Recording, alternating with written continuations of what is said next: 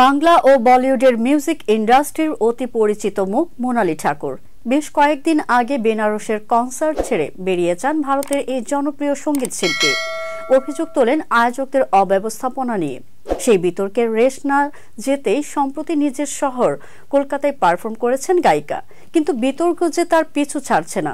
কলকাতার দমদমে সেই কনসার্টে গানের সঙ্গে খানিকটা নেচেছিলেন গায়িকা, আর তা নিয়ে শিল্পীর দিকে সমালোচনা ছড়লেন নেটিজেনরা। সেদিন কোনো বিতর্কের আঁচ গায়ে না নিয়েই সুরের সাগরে নেমে পড়েছিলেন মোনালি। চাপা ফুল স্লিভ টপস আর হলুদ রঙা ঢলা প্যান্টে সাজ আশাকেও কোনো কমতি ছিল না গায়িকার। নিজের গাওয়া একাধিক জনপ্রিয় গানে পারফর্ম করলেন তিনি। নাচে গানে মঞ্চে শিহরণ জাগান দর্শকদের, সঙ্গে পাকিস্তানি পাঞ্জাবি গানও পরিবেশন করেন। এ সময় চান্দোদি কুড়ি গাইতে গাইতে কোমরও দুলিয়েছেন মোনালি।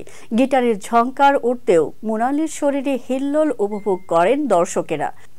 বলা যায়, মোনালির এই পারফরমেন্সে অনেকে মুগ্ধ হলেও সামাজিক মাধ্যমে অনেক নেটিজেন তাকে খোঁচা দিতে ছাড়েননি।